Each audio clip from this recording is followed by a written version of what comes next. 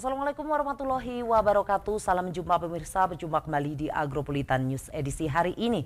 Selain dua berita tadi, kami akan menyajikan beragam berita terkini dan menarik lainnya dari wilayah Malang Raya.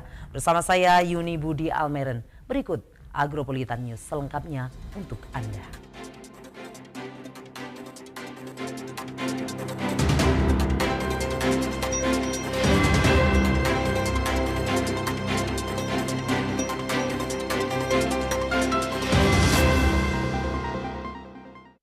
Mengawali Agropolitan News hari ini, berikut kami rangkum berita seputar Malang Raya dalam News 60 Detik.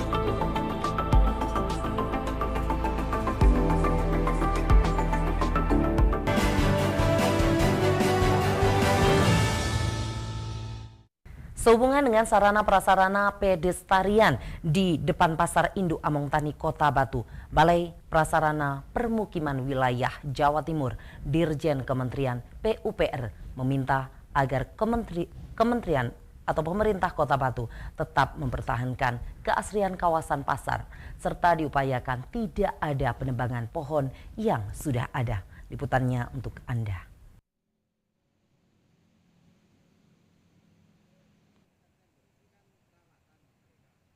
Terkait dengan sarana prasarana pedestrian di depan Pasar Induk Among Tani Kota Batu, Balai Prasarana Permukiman Wilayah BPPW Jawa Timur, Dirjen Kementerian PUPR meminta agar pemerintah Kota Batu tetap mempertahankan keasrian kawasan pasar.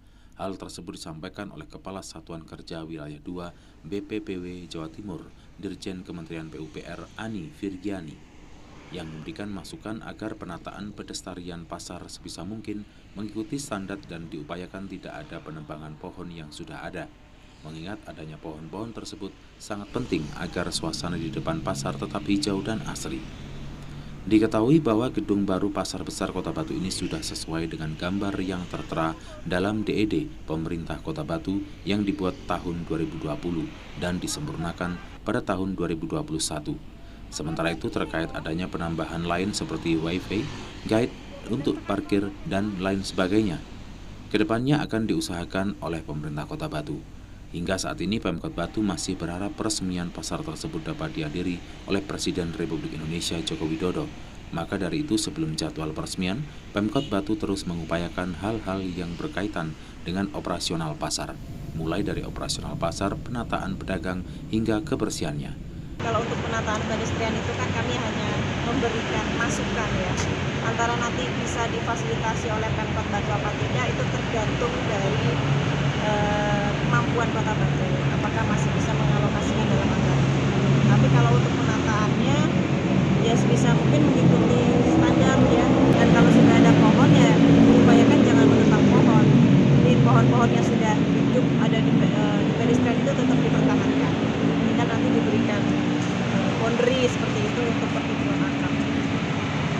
merusak secara lingkungannya, tetap kita memperhatikan dari vegetasi untuk menghijaukan kawasan. Dari Kota Batu, Violon Ikhwanda ATV melaporkan.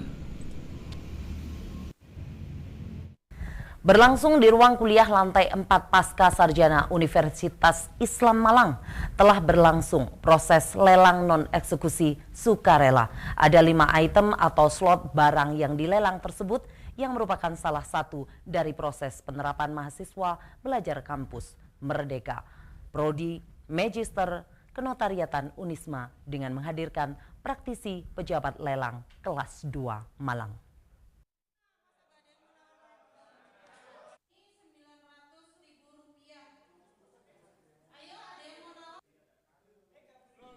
Berlangsung di ruang kuliah lantai 4 Pasca Sarjana Universitas Islam Malang, telah berlangsung proses lelang non-eksekusi sukarela. Ada 5 item atau slot barang yang dilelang tersebut yang merupakan salah satu dari proses penerapan mahasiswa belajar kampus Merdeka, Prodi Magister Kenotariatan Unisma, dengan menghadirkan praktisi pejabat lelang kelas 2 Malang. Dalam kuliah tamu, proses lelang tersebut menghadirkan pejabat lelang kelas 2 Purwaning Rahayu Sisworini. Menurut Ayu, lelang non-eksekusi adalah lelang untuk melaksanakan penjualan barang yang oleh peraturan undang-undangan diharuskan dijual secara lelang. Lelang non-eksekusi sukarela adalah lelang atas barang milik swasta, orang, ataupun badan hukum, badan usaha yang dilelang secara sukarela. Dalam proses lelang tersebut, barang yang dilelang merupakan barang bergerak ataupun tidak, seperti perhiasan, kendaraan, atau lainnya, dan tentunya barang yang dilelang tidak dalam sengketa. Pemilik barang memberikan kuasa kepada pejabat lelang kelas 2 untuk bisa dijual kepada pembeli tertinggi dengan sistem lelang. Pejabat lelang kelas 2 adalah orang yang khusus diberi wewenang oleh Menteri Keuangan untuk melaksanakan penjualan barang secara lelang atau permohonan balai lelang selaku kuasa dari pemilik barang yang berkedudukan di kantor pejabat lelang kelas 2. Untuk melaksanakan lelang tidak harus kuasa dari balai lelang, melainkan bisa dari penjual langsung. Untuk pejabat dalam kelas 2 itu memiliki kewenangan untuk lelang non-eksekusi sukarela, sedangkan pejabat dalam kelas 1 memiliki kewenangan untuk melaksanakan lelang eksekusi, non-eksekusi wajib dan non-eksekusi sukarela. Bedanya lelang non-eksekusi dan non-eksekusi nanti bisa dicek di PMK nomor 213 tahun 2020 tentang prosedur pelaksanaan lelang.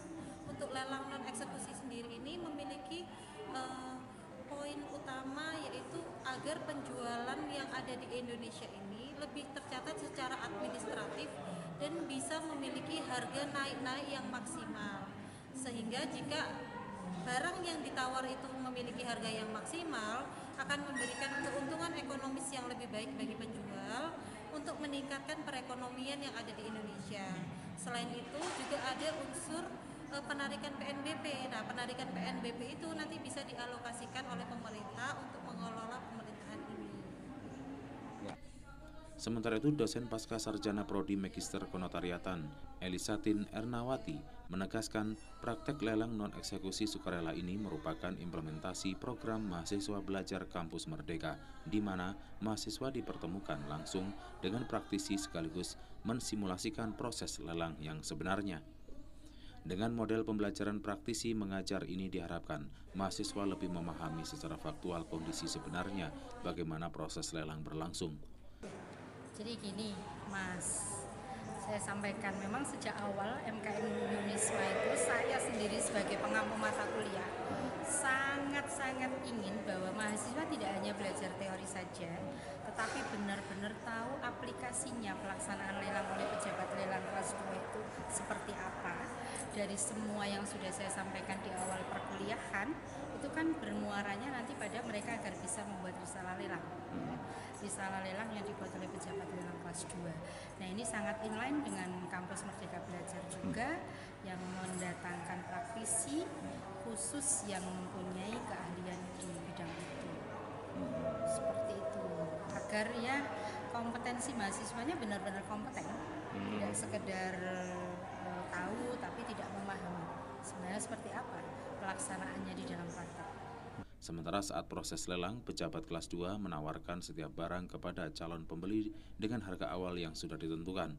di mana dalam proses penawaran tersebut, setiap calon pembeli bisa menawar harga tertinggi dan bersaing harga dengan calon pembeli lainnya. Ada batasan waktu yang diberikan saat proses lelang berlangsung, dan penawaran tertinggi bisa mendapatkan barang yang dilelangnya. Dari Kota Malang, Akbar Atifi melaporkan. Beranjak dari tempat duduk Anda, Agropolitan News akan segera kembali setelah jeda iklan berikut ini.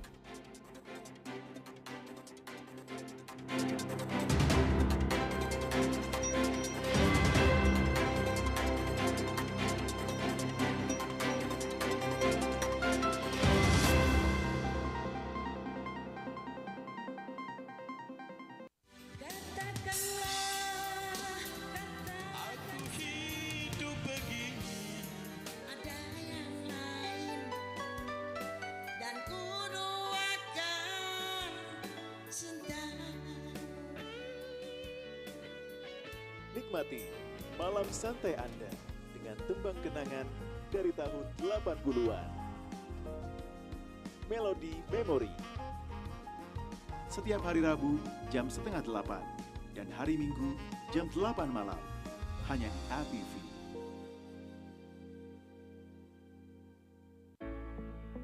Beragam informasi mengenai pendidikan, agribisnis, ekonomi dan lainnya akan dibahas tuntas dalam Dialog Siang.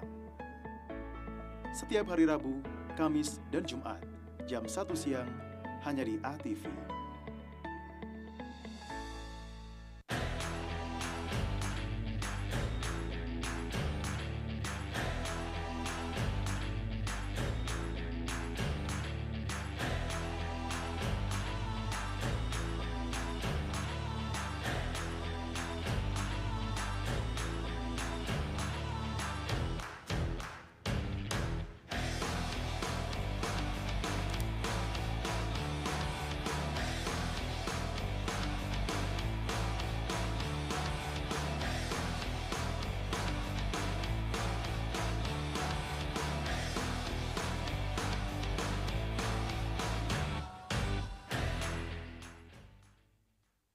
Aneka ragam pangan lokal, pangan alternatif sumber karbohidrat.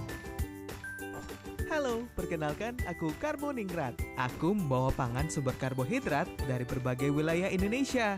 Ada jagung, singkong, sagu, kentang, pisang, dan talas.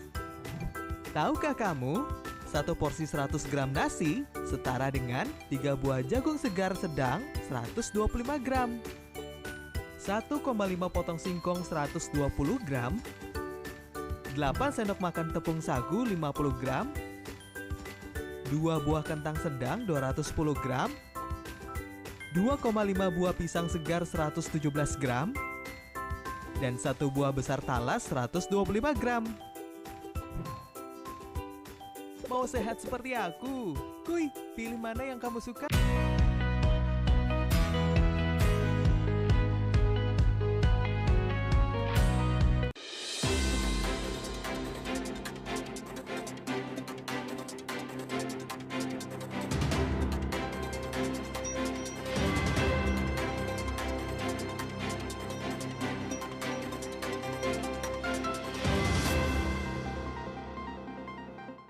Terima kasih pemirsa, Anda masih setia di Agropolitan News. Bupati Malang lepas tim sepak bola dari Madrasah Sanawiyah Negeri 4 Malang yang akan mengikuti turnamen Bangkok International Super Cup.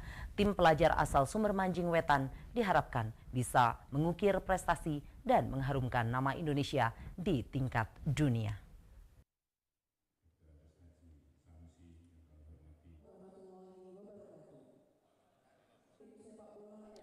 Pelepasan dilaksanakan di Pendopo Kabupaten Malang Kepanjen pada Jumat 26 Mei 2023 dengan dihadiri oleh Bupati Malang dan sejumlah organisasi perangkat daerah.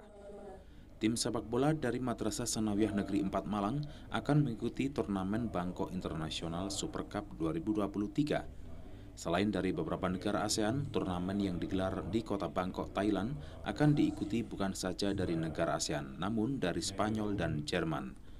Dalam turnamen tahunan ini, MTS Negeri 4 dari Sumber Manjing Wetan, Kabupaten Malang akan bertanding di kelompok umur 15-16 tahun.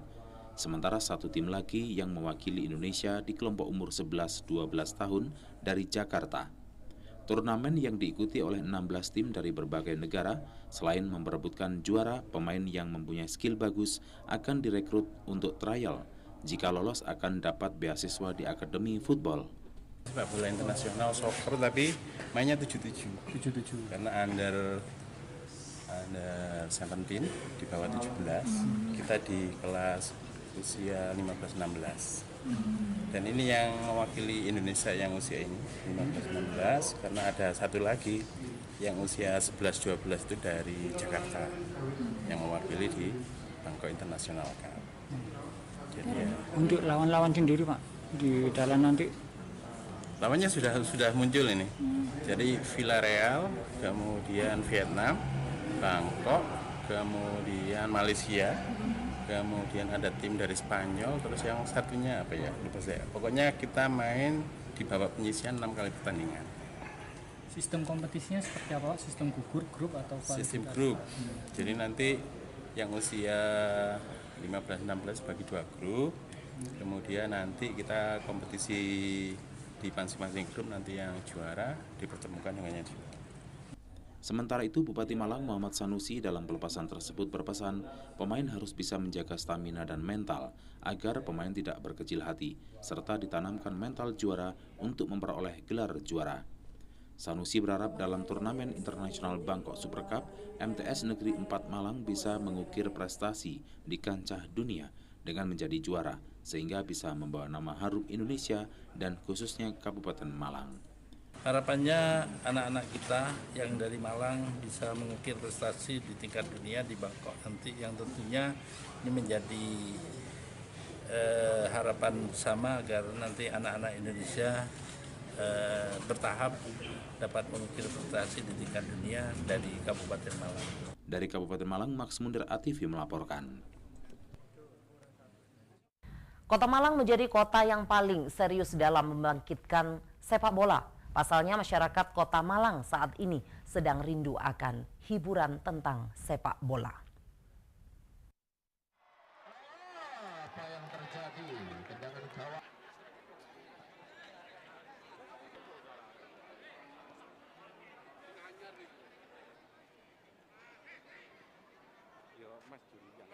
Pasca tragedi Kanjuruhan, dunia persepak bolaan Kota Malang semakin meredup. Selain karena tidak adanya stadion sebagai home base Arema, praktis tidak ada hiburan sepak bola untuk warga Malang. Namun hal tersebut terobati dengan penampilan sejumlah legenda sepak bola Arema dalam sepak bola legenda beberapa waktu yang lalu. Melalui semangat yang diusung, menjadikan pematik akan sepak bola Kota Malang dapat kembali hidup. Seperti yang sedang diupayakan Ketua Pelaksana Sepak Bola Legenda. Dengan acara seperti ini diharapkan gairah sepak bola Kota Malang kembali bangkit. Kegiatan ini kami lakukan secara mendadak sebetulnya ketika kami mengadakan halal bihalal legenda di MCC. Kegiatan ini hanya berjalan 27 hari dari pelaksanaan. Kesepakatan teman-teman bagaimana kalau kita mengadakan sepak bola legend, menampilkan 6 tim di Kota Malang dengan SSB terkuat. Kemudian mereka sepakat, akhirnya saya tembusi pemerintah daerah. Alhamdulillah beliau mensupport, mendukung segala sesuatunya. Terhitung 27 hari ini terlaksana dengan baik dan berjalan dengan lancar. Awal idenya yang memunculkan acara ini itu omongan dari mana, Mas, idenya? Ide ini berawal dari saat kita halal bihalal, ketika itu Samwes selaku ekonomi kreatif, dia hanya mengatakan bagaimana kita adakan kegiatan ini pas di hari kebangkitan nasional, kita jadikan kebangkitan sepak bola Arek Malang. Sementara hal ini mendapat sambutan baik dari Askot PSSI Kota Malang. Hal ini dapat menjadi stimulus untuk bakat muda atau event-event sepak bola di Kota Malang. Sepak bola legenda berisikan pemain yang pernah aktif di era 60-80-an. Gairah dan semangat ini diharapkan mampu dikonversikan menjadi geliat baru sepak bola Kota Malang. Tentunya saya akan memberikan kegiatan yang seperti kompetisi. Kompetisi dari umur 13, 14, 15 sampai 17. Nah, ini akan bisa buat kegiatan rutin. Tetapi ya maaf ya, sekarang ini untuk tahun ini memang nggak ada anggaran untuk kompetisi. Kita sementara fokus untuk Orprof yang akan digelar September. Dan kalau event-event ini kan kalau ini seperti kebangkitan Persebaya Bola Malang. Nah, ini memang perlu supaya rukun, supaya ada semangatnya lagi. Walaupun yang hadir atau yang bermain ini sekarang sudah sepuh-sepuh. Mudah-mudahan akan bangkit lagi di Kota Malang ini. Dari Kota Malang, Dion Arista TV melaporkan. Pemirsa, jangan beranjak dari tempat duduk Anda. Agropolitan News akan segera kembali setelah jeda iklan berikut ini.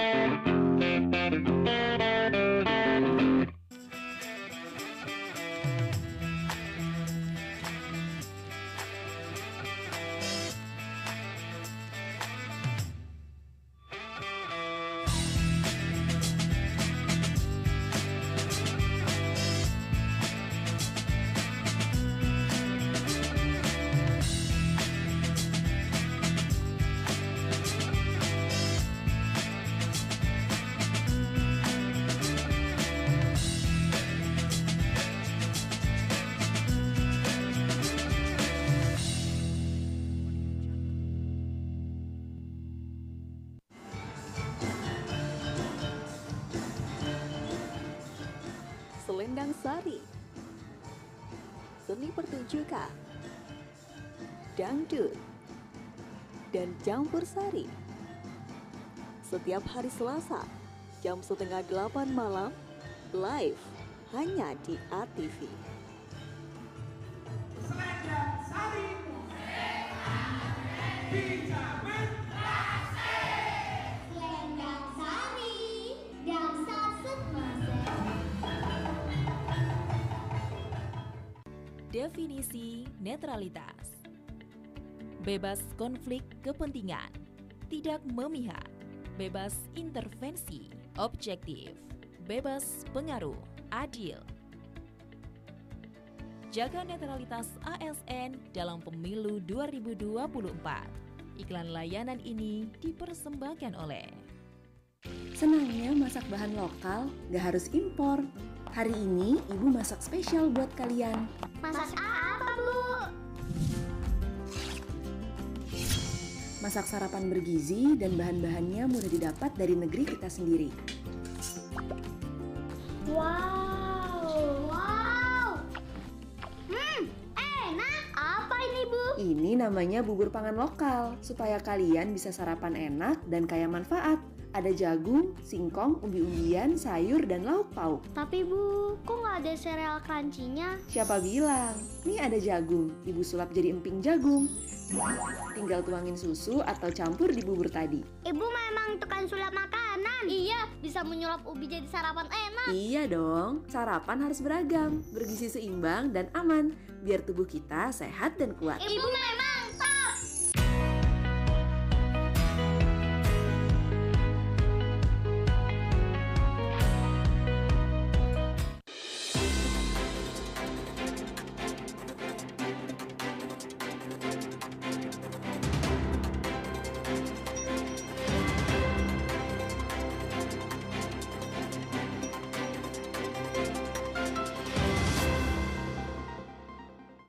Terima kasih pemirsa, Anda masih setia di Agropolitan News.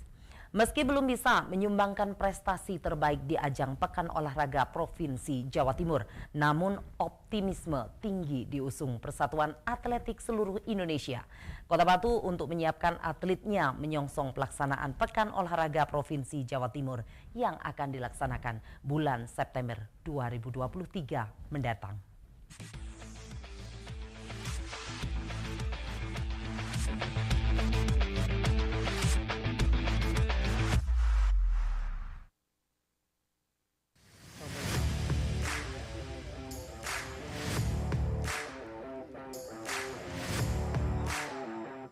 Beragam persiapan dilakukan oleh Persatuan Atletik Seluruh Indonesia atau PASI Kota Batu untuk menyiapkan atletnya menyongsong pelaksanaan Pekan Olahraga Provinsi Porprov Jawa Timur yang akan dilaksanakan bulan September 2023.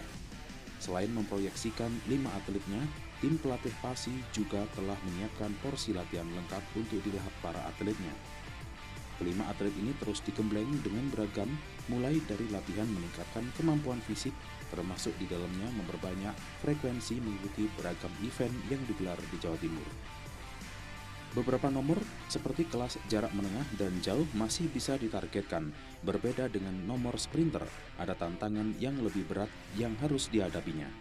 Meski berat, kata Jamal, masih ada peluang melihat pemetaan dari daerah lainnya. Hal ini terlihat dari pelaksanaan kejuaraan daerah Kejurda Atletik Jatim yang dilaksanakan pekan lalu di Probolinggo. Dalam kejurda tersebut, PASI Kota Batu mendapatkan 1 medali emas dari nomor lari KU16 jarak 1000 meter dan 1 medali perunggu nomor lari KU16 jarak 80 meter KU16. 5 atlet ini yang dipersiapkan untuk lari jarak jauh, jarak menengah, dan sprinter. Atlet sprinter atas nama Farhan, atlet lari jarak jauh atas nama Rido dan Aan Dwi, atlet lari jarak menengah M. Arya Dastin, dan 1 atlet perempuan Selgira Ayu Hardi di jarak menengah dan jauh. Untuk persiapan sebenarnya bisa lebih dimaksimalkan, cuman terkendala sarana latihan, jadi kami latihan apa adanya sementara. Jadi untuk beberapa nomor seperti jarak menengah jauh masih bisa kami targetkan, tapi untuk sprinter sepertinya kami agak berat, cuman masih ada harapan dari pemetaan daerah-daerah lain, seperti hasil kejurda kemarin. Untuk proyeksi Porprov ada 5, mulai dari sprinter, menengah, sampai yang jarak jauh. Porsi latihan yang diberikan kepada atlet masih dalam porsi latihan dasar yang dilakukan setiap hari pada pagi hari dan sore hari. Ia optimis atlet PASI yang digemblengnya akan berada pada performance puncak pada saat pelaksanaan Porprov Jatim nanti. Dari Kota Batu, tim News Sport ATV melaporkan. Melawan suhu udara yang lebih panas ketimbang di kota Surabaya, 2 atlet atletik Kota Batu meraih 2 medali dalam kejuaraan daerah atau kejurda atletik Jawa Timur kelompok usia 16 di Probolinggo.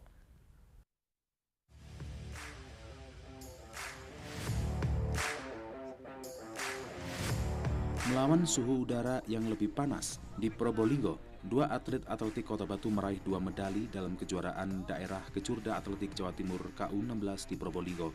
Adalah M. Ainur Rido, siswa SMPN 1 meraih medali emas nomor lari 1000 meter KU16. Dan Farhan Maulana Bakhtiar, siswa SMPN 3 meraih medali perunggu nomor lari 80 meter. Dapat emas di nomor 1000 meter 16. Kemarin waktu kejurda di Probolinggo, saya dapat perunggu di nomor 80 meter. Lebih sulit pertama baru ikut, ya, belum tahu keadaan di sana. Belum tahu keadaannya ya. Lawan-lawannya sudah kenal. Sebagian ada ya, sebagian. Panas. Beda dengan yang pertama. Beda. Ya. Yang pertama itu di Surabaya. Panasnya nggak sepanas di Probolinggo. Kayak lebih 2 kali lipat. Bahkan lebih. Terus antisipasinya seperti apa waktu itu? Panas. Minum yang cukup, jaga kondisi, tidur yang cukup. Persiapan latihannya berapa lama kemarin untuk ikut? Kurang lebih 4 bulan. 4 bulan, 5 bulan. Menghadapi panasnya udara, pelatih sudah memberikan beberapa tips untuk melawannya. Salah satunya dengan memperbanyak minum air putih. Beragam porsi latihan diberikan oleh para pelatih, mulai program jogging, interval, hingga latihan lainnya. Pelatih PASI Kota Batu Muhammad Jamaluddin Oktavianto memberikan selamat atas 2 medali yang diraih, namun ia menilai para atlet masih kurang latihan beban. Hal ini membuat penampilan para atlet masih belum maksimal saat kejurda atletik di Probolinggo. Dari Kota Batu, tim News Sport ATV melaporkan.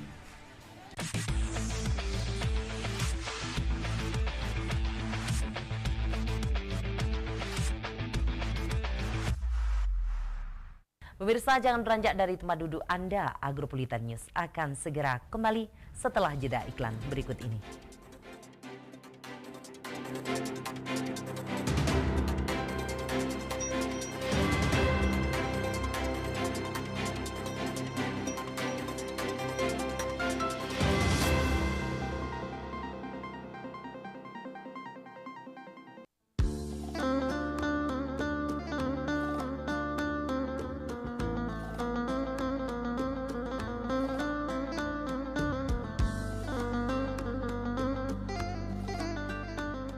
Temukan keteduhannya. Raih ilmu dan manfaatnya. Bingkai hati. Hanya di ATV.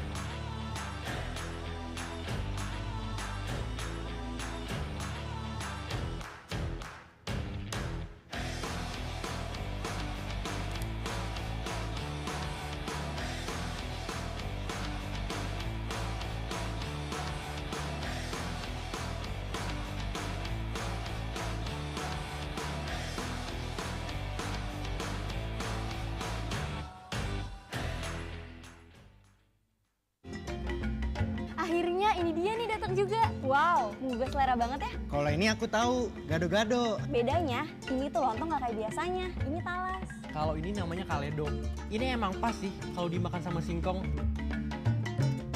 Enak banget. Dari sagu ya? Iya, ini tuh sagu. Cocok kan kalau dimakan sama ikan kuah kuning. Itu namanya papeda. Rasanya luar biasa. Nih coba ini, bite biluhuta. Enak banget dari jagung. Pecah di mulut, mekar di hati.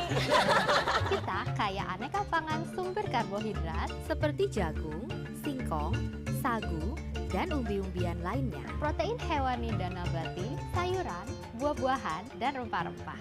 Pangan lokal kita kaya akan serat dan menyehatkan. Ingat, semakin beragam makanan yang kita konsumsi, maka semakin lengkap pula zat gizi yang masuk ke dalam tubuh kita. Mau kenyang dan sehat? Yuk kita konsumsi pangan lokal yang ada di sekitar kita.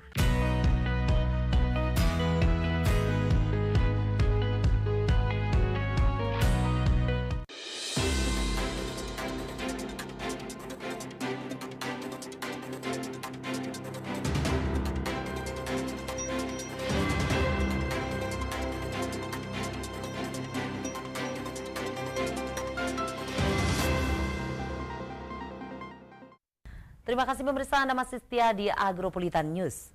Kupu-kupu adalah serangga ordo Lepidoptera yang disukai oleh banyak orang karena corak dan warna sayapnya yang indah. Sebagian orang bahkan mengoleksinya dalam bentuk yang sudah diawetkan, dikemas dalam figura kaca, dijadikan bros, gantungan kunci, dan lain-lain. Apa saja keunikan lainnya dari hewan kecil yang satu ini? Berikut terangkum dalam News Fakta dan Unik untuk Anda.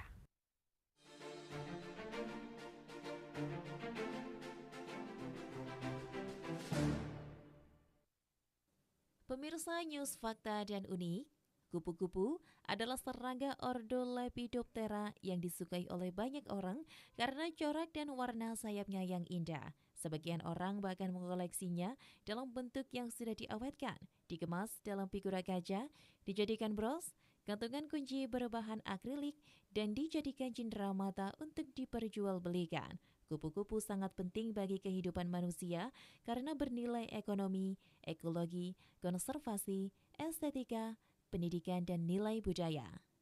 Dan berikut 5 fakta unik kupu-kupu versi News Fakta dan Unik.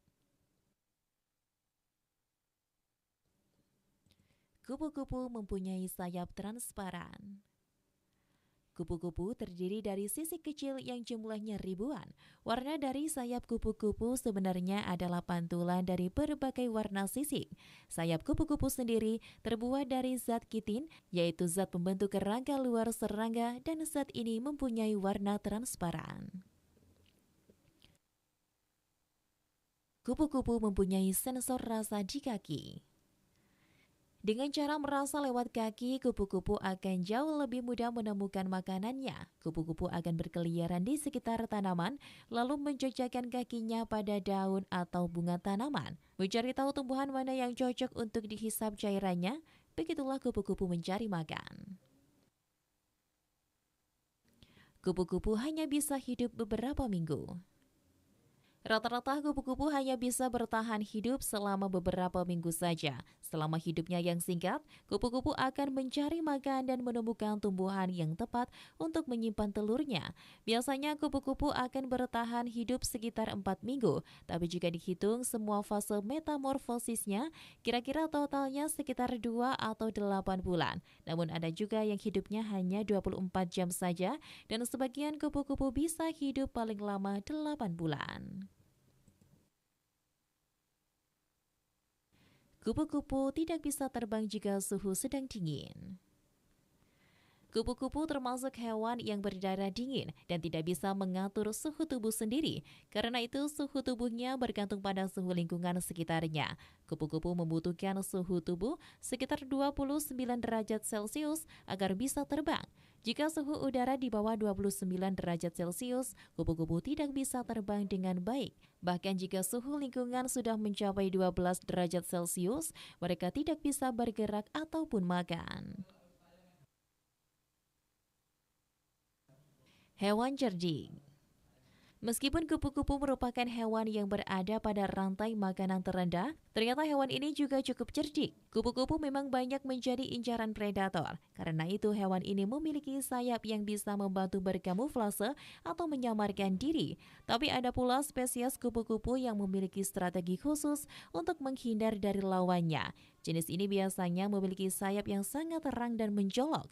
Warna mencolok ini mirip dengan berbagai jenis hewan lain yang beracun. Walaupun kupu-kupu tidak beracun, namun warna mencolok itu berhasil mengelabui predator untuk tidak menyerangnya. Dan pemirsa, itulah tadi 5 fakta unik kupu-kupu versi News Fakta dan Unik.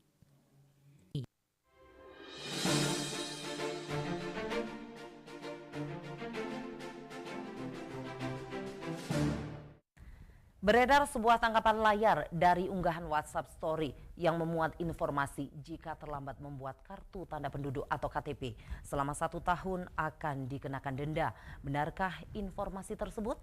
Berikut tim News Apa Iya mengemas fakta di balik berita dari sumber rilis Dirjen Aplikasi Informatika Kemenkominfo RI.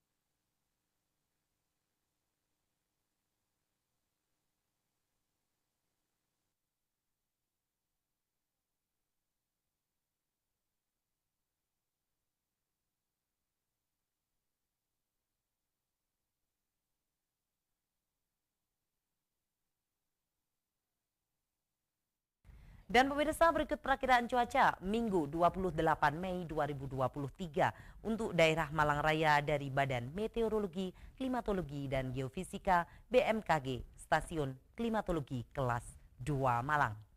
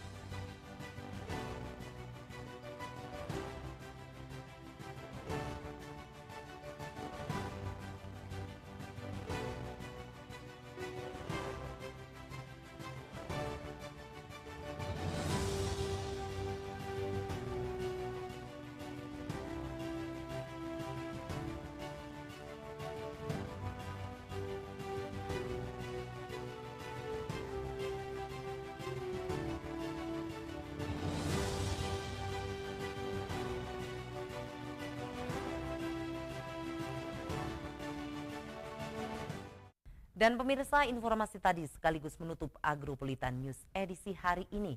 Nantikan informasi menarik lainnya pada esok hari di jam yang sama. Mewakili kerabat kerja yang bertugas, saya Yuni Budi Almeren mengucapkan terima kasih atas kebersamaan Anda. Wassalamualaikum warahmatullahi wabarakatuh. Dan sampai jumpa.